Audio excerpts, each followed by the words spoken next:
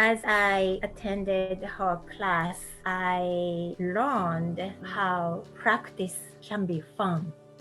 I was in shock how American people are taking Japanese culture and this art more seriously. And that's where I found more joy of practicing. It's really a bottom line why we live in this world. It's about a love, not about competition, comparison, win or lose or good or bad. It's none of that. As long as you love the art and practicing together the same direction, that's important. Hey guys, welcome to another episode of the Tokushikai Inside Look podcast. Today we're speaking with Takami Matsumoto Tanner from Murfreesboro, Tennessee, USA. Tanner Sensei has been training for over 35 years, during which time she's earned the rank of Renshi in Atarashii Naginata, been a US national champion in the women's division, and actively promoted the art in the community, acting as a bridge for Japanese senseis. In this wide-ranging conversation, we covered the different goals and approaches to practice of Naginata. We talk about motivation and the mindset of a teacher, and ultimately what matters most in this journey of martial arts and life. All of us practice these arts for a reason, and along these winding journey, we can sometimes get lost or confused. Inspiration for continuing can come from anywhere, and many of the lessons that Tanner Sensei learned over 3+ decades and shared in this interview can help us when the time comes. I hope everyone listening takes her advice to heart. Go slowly and steadily with compassion and love. Please enjoy this deep and wide-ranging conversation with Takami Matsumoto Tanner. Hi, my name is Takami Matsumoto Tanner. I'm originally from Kobe, Japan. I currently live in Murfreesboro, Tennessee. It's near Nashville, Tennessee in USA. I've been training Naginata, or actually I practice two kinds of Naginata. Atarashii Naginata, which is after the World War II Naginata, over 35 years now. And I also practice Tendo-ryu Naginata Jutsu, about 30 years. I discovered Naginata at the high school club.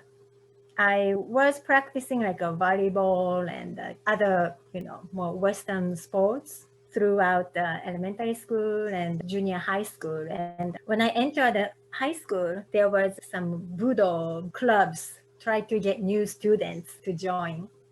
And Naginata so rare in that area that Naginata club looked so cool to me. I've never worn hakama before and it looks nice. And how I watched them practicing, putting armor on and, with that big yell and swinging big weapon. Or Naginata is long sword with the long shaft. So it looked so nice. And also I wanted to practice something Japanese culture or something history behind it. That's how I started practicing Naginata. I didn't think that I practiced this many years though. So you mentioned you haven't seen Naginata before, but were there other Budo arts when you were growing up? Were you exposed to any of these other traditional or historical cultural martial arts? I have seen Kyudo. I lived very close to the university, so they had a big kendo club, Kyudo and Judo. Those are the more popular ones that, classmates go and practice like that. But I've never watched Naginata before I went to that high school. And I thought that was very unusual. I wanted to try something different. When you were young, what was it that had you doing more of the Western sports? Was it just something natural that everyone just did those sports and not much more into the martial arts, or Right. did you like something about them? Yes, when I was little, like first grade, second grade, baseball was big. And I get together with my friends in the neighborhood and played baseball, soccer, stuff like that a lot. And my younger brother was in a little league in the baseball. And so I watched them often. My father is a big baseball fan. So we watched baseball on TV a lot. Or, going through Olympics, watching them like strong national volleyball team and looked so nice. And I practiced volleyball for maybe 4 years through sixth grade throughout ninth grade. So I practiced volleyball. And I was thinking about participating in a volleyball club in high school too, but I changed to something more martial art or Japanese traditional stuff. How long before it became something that you knew you wanted to continue doing for a longer period of time? I'd imagine when you first started, it was just like, oh, this is interesting, let me try. But when did you really feel like, okay, this is something that I'm going to be doing? That's when I moved to United States. Back in high school, being in a Naginata club, the practice was fun. I get to be with my friends. However, there were more tournaments in Japan, and it started to become like a work, more of the have to win, that kind of mentality. Became more like a sports. And at the end of high school, I thought maybe I'm gonna stop practicing Naginata. I started to burn out. But my sensei, my Naginata sensei at the high school, she was also teaching local dojo and Naginata lessons. So she asked me to continue. You don't need to do it as intensively as high school club, not like every day for 2-3 hours. You don't need to do that. However, just to continue practicing Naginata. So I told the sensei, okay, I will do it just for you. And I just go to dojo once every other week or even once a month and practice there.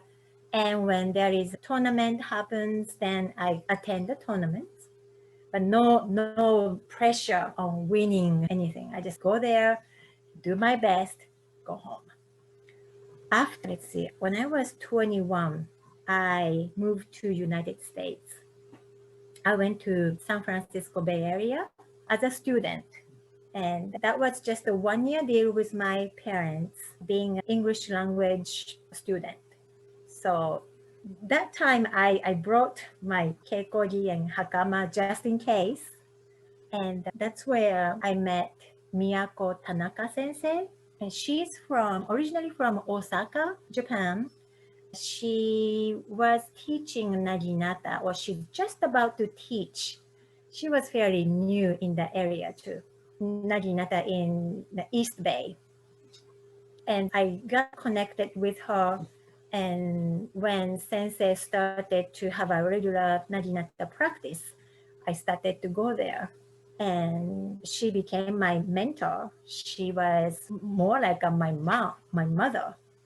And as I attended her class, I learned how practice can be fun. And I relearned how American students are taking Naginata more of the martial art, not like sports. And, there was not a frequent tournament like when I was in Japan, because there is only like a once a year national tournament. It was just started to begin. And I was in shock how American people are taking Japanese culture and this art more seriously. And that's where I found more joy of practicing. So that was my turning point that, okay, maybe I can keep practicing this longer, maybe rest of my life. It didn't seem like you even expected that you will be doing Naginata when you went to the States. It was just like, oh, let me just bring it just in case if there was something. What was your original intention when you came to the States? Because now you're living there, you're an American. But was that your original plan? Did you come here to go to school and then thinking, okay, I'm going to stay? What was your thinking behind all that? No, there was no intention staying this long. I've been in the States for 31 years now. And like I said, it was 1-year deal with my parents. However, during this year, through my Naginata friend, I met my current husband. And my husband, Mike, he didn't practice Naginata, But through my mutual friend, I met him, and that changed the whole story. And he's from California as well, and he was already working in Bay Area. He tried to practice Naginata. He's not practicing with me anymore, but he was a good practice buddy for a while for me. Now that you're in America, you kind of realize this new love of Naginata to something that you can continue. What are some of the in the last 30 years? I guess there's lots of experiences, but could you name maybe two or three major impactful experiences throughout your journey? Either something that you learned from someone, or a very fun experience, or something that was very challenging for you that you overcome. Could you talk about a few of your major Naginata experiences? Major experience. Okay, the very first one is when I was in high school. Maybe this was my second or third tournament. Me being a new practitioner, I didn't think about winning very much.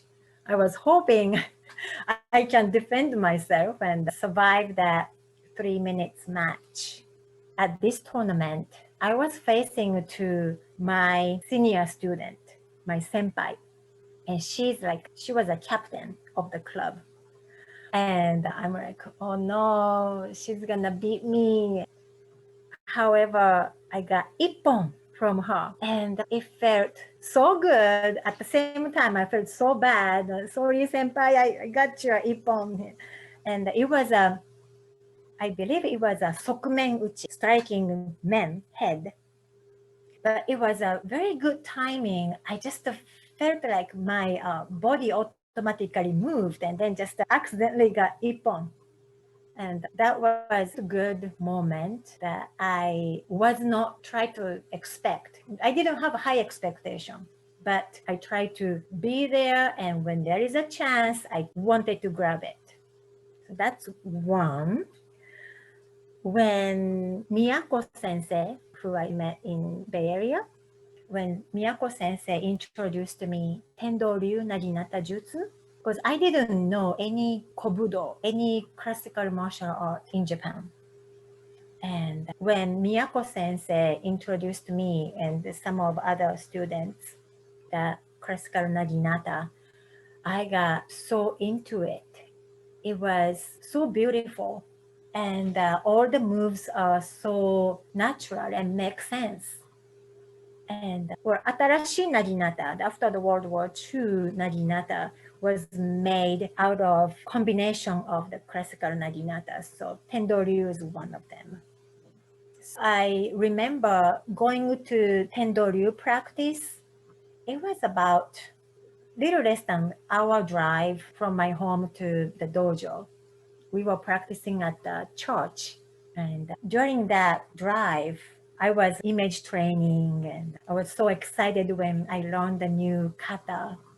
But it was so much excitement. I sometimes forget I was driving and I like started to do the move. But it's the thrill that brought to me my inner self. That was another exciting moment for me. Anything else? Another item that I try to think or I learned over the years as I get older and think a little mature, I'm thinking about others more when I do kata or when I do shiai, the match. It's not about win or lose. It's the test for your own attitude, I think. So even though you are facing to your opponent, I try to think that be grateful to my opponent. That thank you very much for letting me fight with you. That kind of mentality I try to have as I bow in the court. And when I do that, I feel like I have better match, either win or lose. I feel like I get more learning experience out of that match. Mhm. So you're saying that this type of thinking is coming from your maturity, being older, having more experience. What do you think that if you now were to go back in time and tell your younger self that you should have this feeling, how would your younger self respond to this kind of intention? Because it sounds like you've changed a bit. How do you think that? I think my younger self would be like a brush off and no, no, no, you have to win. You have to have a little bit of that hatred. You have to find some kind of, teaching your opponents and, it's all about me. It's probably what my younger self was thinking. Like when I do kata, it's all about me, my timing, my own form, and don't think about my partner. And that's not gonna work. You have to consider your partner, the timing or breathing, the strength. You have to have a good harmony with your partner, especially when you are doing kata. And I think when I was in a match, like a shiai, the free sport match, I was thinking all about myself.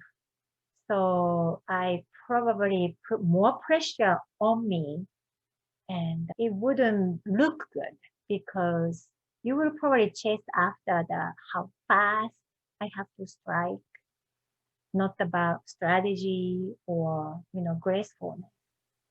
So my younger self is not gonna get what I think right now.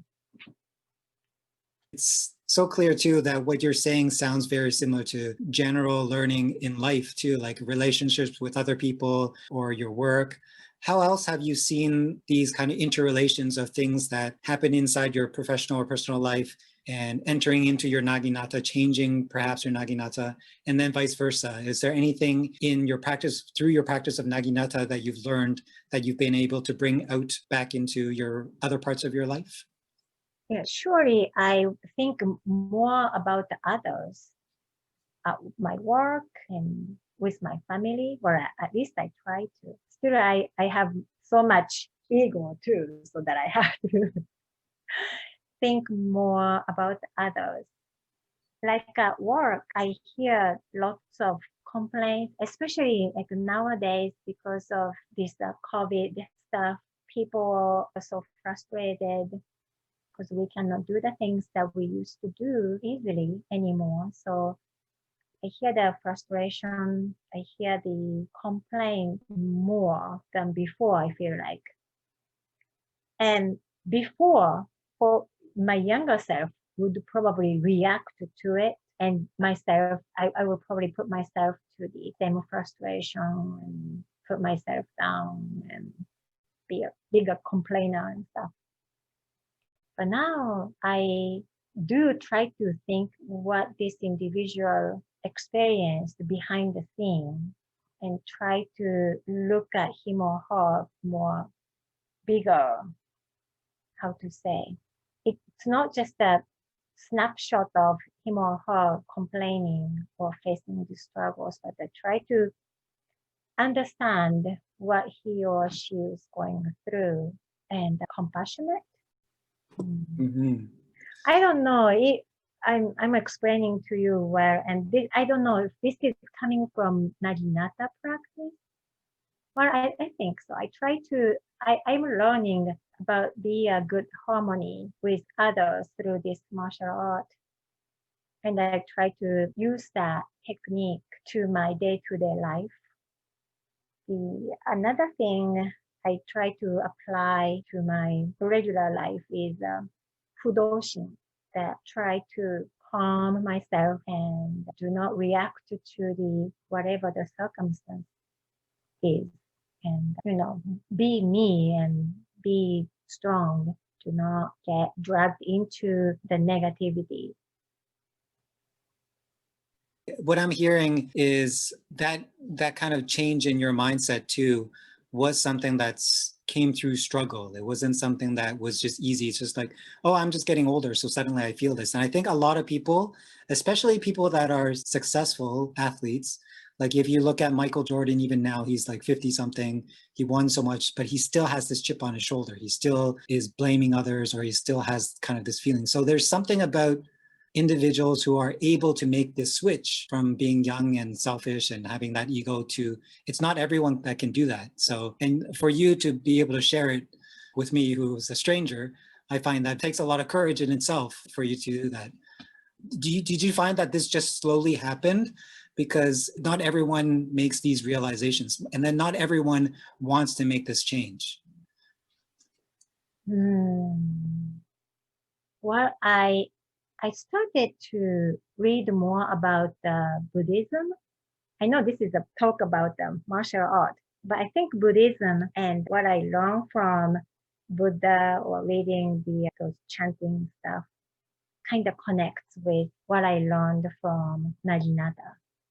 And also, I started to listen more of the philosophy talks and speeches, and I watch lots of YouTube about how you can calm yourself or, try to declutter the mind.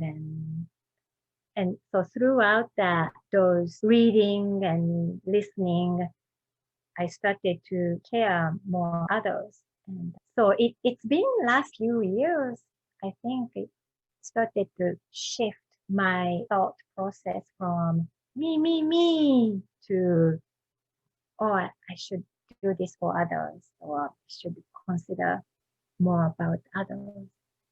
So, Just hearing the way that you're speaking of it, I don't sense any selfishness in you.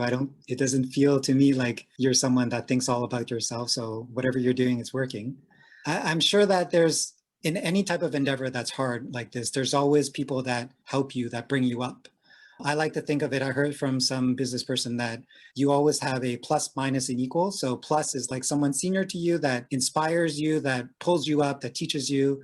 And then there's a minus, so a junior, so someone that you can help bring up that is also pushing you from below, forcing you to be better. And then there's an equal, so someone that's a peer that you guys are always supporting each other, pushing each other. Do you have those type of people, like a senior, a peer, and a junior, and someone you can talk about and how they've helped you grow as a person and as a Naginata-ka? the senior would be, I already mentioned Miyako Tanaka Sensei. Miyako Sensei has passed away, but she's been a wonderful teacher to me. Ever since I came to United States, she was a mentor, mother, and she was a very strong, strict teacher.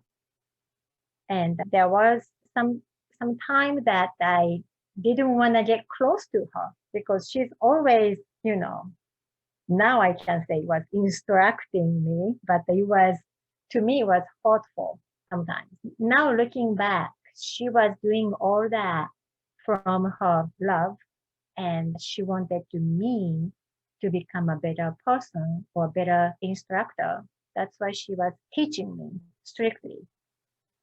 It's just that her approach was different from my approach. Oh, everybody has a different nature. So she had a different character. She was a very friendly person, open-minded, and very honest. And my peer, that would be, I would say, Lorraine Datour. She practiced Naginata, or now she practiced mainly Tendo-ryu Naginata Jutsu near Montreal, Canada. She's very good supporter for me. Lorraine was close to Miyako Sensei as well. Actually, Lorraine lived at the Miyako Sensei's house towards the end of her terminal cancer. And so she was very good support for Sensei and the Naginata community. And now she supports me. She's like a big sister to me to try to bring me up so that I can stay focused and make a good decision. My junior, kohai or student, that would be, well, currently I would say my daughter. My daughter, Jamie Tanner, she will be 17 next week. She's very honest.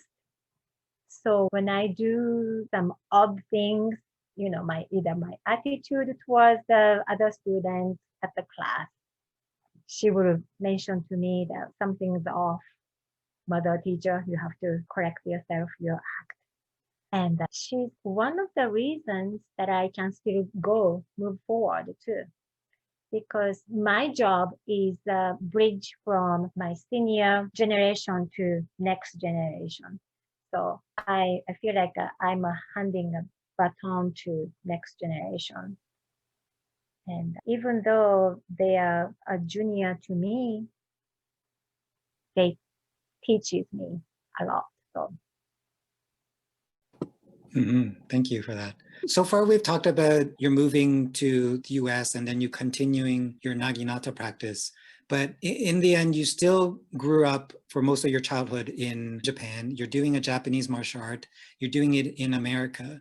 I was wondering if you could talk a little bit about what you feel is your responsibility to maintain the Japanese culture piece in this art and not let it go to West, or do you feel more like because you have that background that you want to bring more of some of the Western mindsets or attitudes towards martial arts or sports into Naginata? Do you think about how these cultures intermix? If Naginata become Olympic sports, then I think we will lose a good portion of the goodness of martial art. Just like I burned out and I didn't feel the joy in practicing Naginata when I was in high school. At the same time, it will be a good advertisement. I don't believe that more people practicing Naginata will bring up good quality practitioners.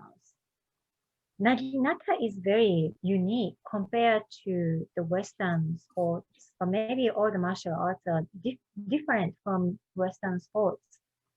It requires discipline. Well, the Western sports requires discipline too to become a good player too. As I practice Naginata, I wanna preserve, especially when I practice Koryu, Tendo-ryu Naginata Jutsu. I'd like to preserve what was taught and do not add any new things to it. I wanna keep as it was. Tendo-ryu Naginata Jutsu was founded by Saito Hangan Denkibo, who was born in Japan about 450 years ago. I want to keep that same technique and hand it to next generation. The Atarashii Naginata is a different item though. Now we do have International Naginata Federation and we do have World Championship. So it's like an Olympic.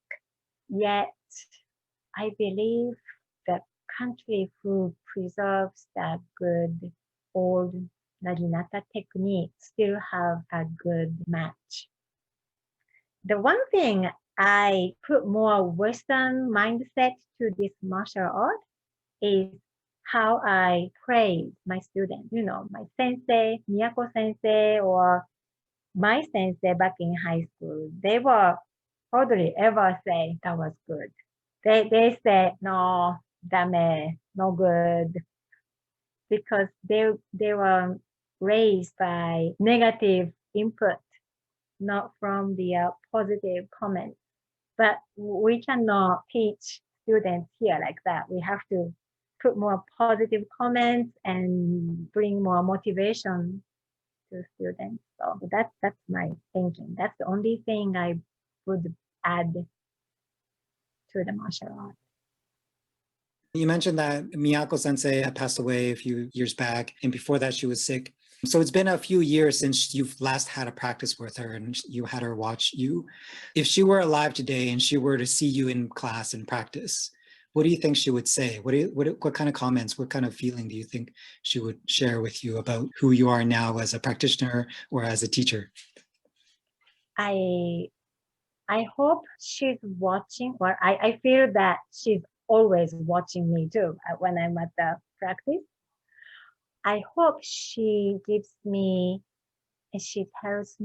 that, Takami, don't teach students too fast. Slow down and do one technique at a time and take plenty of time to let them learn the technique. That was one of the things that before Sensei passed, she told me that bad teacher teach students way too fast, way too much.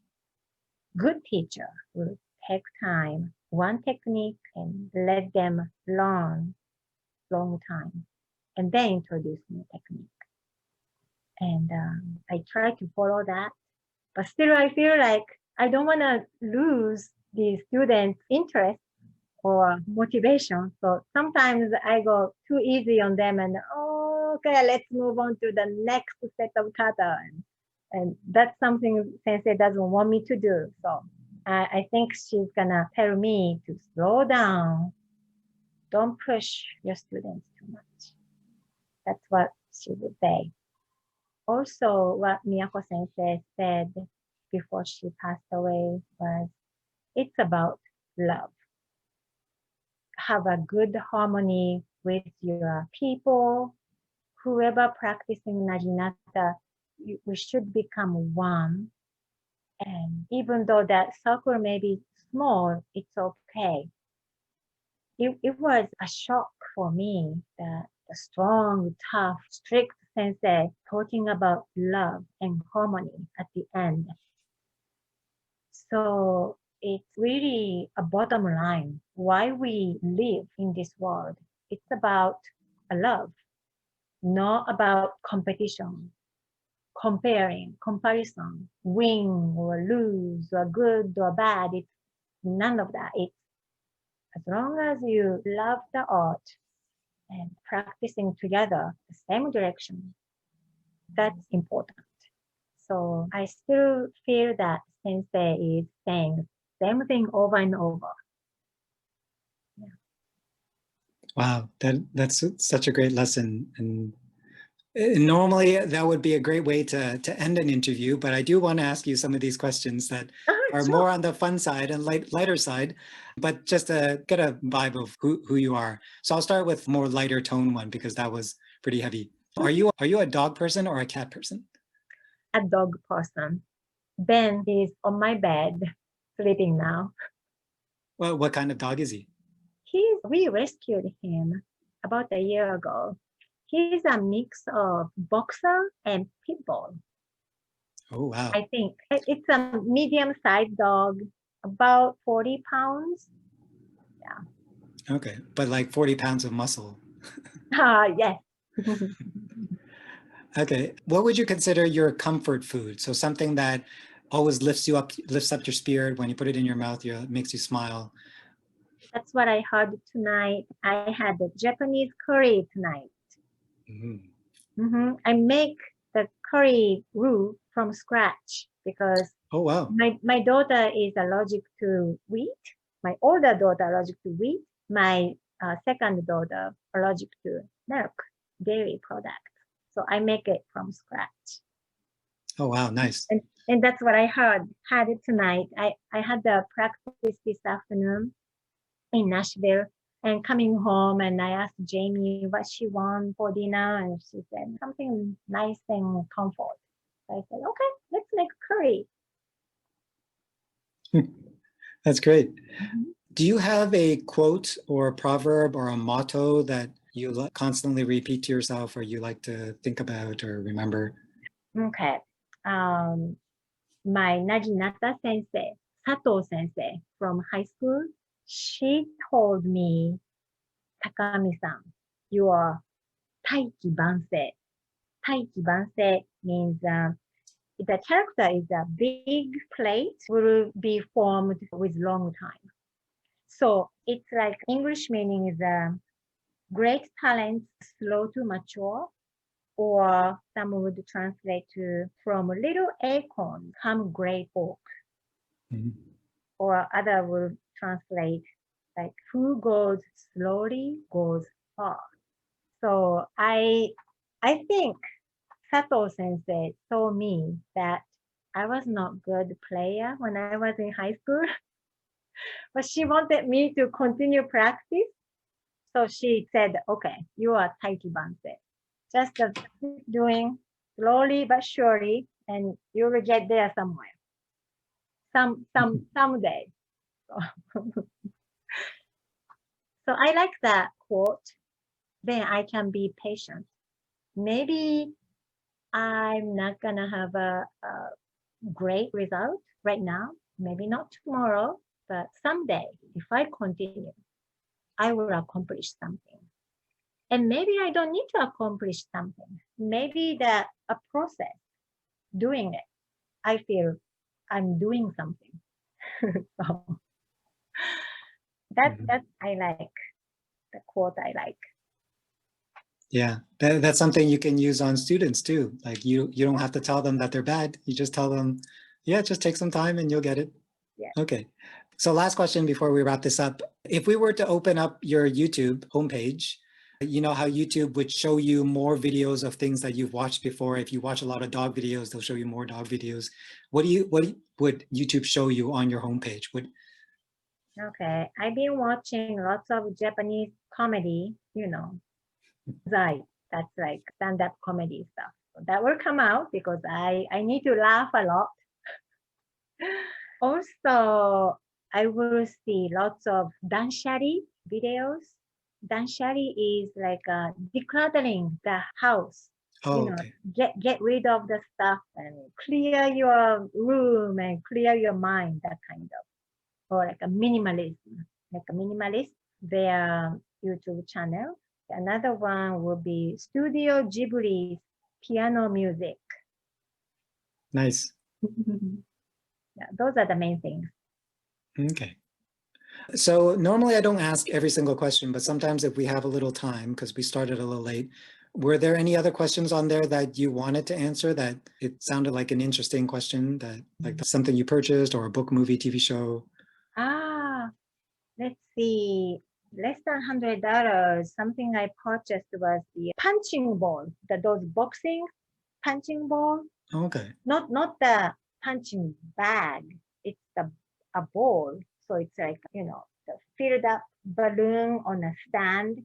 And I can put the Bogu's men on the punching bag and I can practice at home.